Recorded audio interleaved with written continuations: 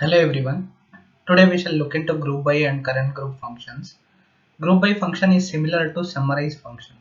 However, group by does not do an implicit calculate for any extension column that it adds. Group by permits a new function which is current group to be used inside aggregation functions in the extension columns that it adds. Group by is used to perform multiple aggregations in a single table scan. Group by function, it has the first parameter as table, and we could use group by on multiple columns, and we have the name and expression parameters. Here, for efficient aggregations over physical tables in the model, consider using summarize columns or summarize function. This function is not supported for use in direct query mode when it is used in calculated columns or row level security rules. Let us see about the current group function. Current group function, it returns set of rows from the table argument of group by expression that belong to the current row of the group by result. In a while we shall see how it works.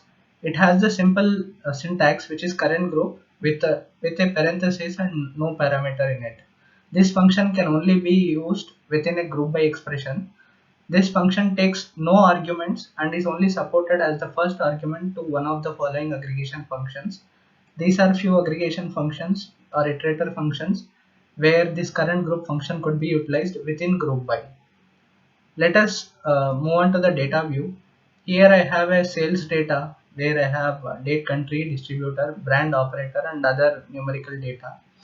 Suppose that I have a different set of brands and I want to group by using these values, which is a column called brand. I would like to create a new table. I'll click on this table tools. I'll create a new table. I'll write the table name as group by table equal to.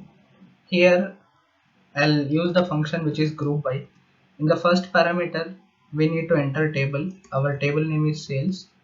In the group by column name, since we want to group by brand, I'll write sales brand. Here for the total sales, I'll write the column name as total sales. I'll put a comma in the name. In the expression, I would like to use this sumX function, which is my iterator function. In the table parameter, as we have studied a while ago, we used current group function, which helps in grouping the rows which are relevant to the group by set. Okay, in the expression, since we want to group by sales, I would like to use this sales column of sales table. Okay, I'll close the parenthesis of sumX. I'll close the parenthesis of group by. I will hit enter. Here you could notice that I have respective sales of brands like LG, Samsung and Apple, where the total values are aggregated correctly. I hope this function is understandable, the current group and group by functions. Please practice. Thank you for watching and we shall meet in the next video.